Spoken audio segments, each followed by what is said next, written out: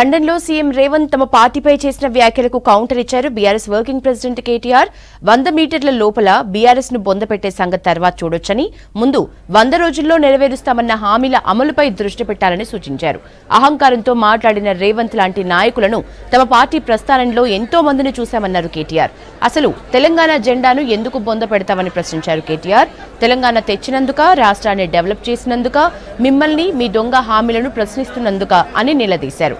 రేవంత్ రక్తం అంతా బీజేపీదేనని, ఆయన ఏక్నాథ్ షిండేగా మారతారని ఆరోపించారు. గతంలో అదానీ గురించి అడ్డగోలుగా మాట్లాడిన రేవంత్ ఇప్పుడు అదానీ కోసం వెంటపడుతున్నారని విమర్శించారు. అదానీతో చేసుకున్న ఒప్పందాల అసలు లోగుట్టును బయటపెట్టాలని డిమాండ్ చేశారు. జనవరి నెల కరెంటు బిల్లులు ఎవరూ కట్టొద్దని, సోనియా గాంధీకి పంపించాలని అన్నారు. మహాలక్ష్మి స్కీమ్ కింద ప్రతి ఒక్క మహిళకు 2500 రూపాయలు వెంటనే ఇవ్వాలన్నారు. ఇచ్చిన హామీలను తప్పించుకోవటానికి కాంగ్రెస్ చూస్తే వదిలిపెట్టే పరిస్థితి లేదని హెచ్చరించారు. హైదరాబాద్, సికింద్రాబాద్ ఎంపీ సెగ్మెంట్ల సమావేశంలో మాట్లాడిన కేటీఆర్ అసెంబ్లీ ఎన్నికల ఫలితాలు కేవలం ఒక స్పీడ్ బ్రేకర్ మాత్రమే అని గుర్తుంచుకోవాలన్నారు. ఓడినా గెలిచినా బీఆర్ఎస్ పార్టీ ఎప్పుడూ ప్రజాపక్షమే అని చెప్పారు.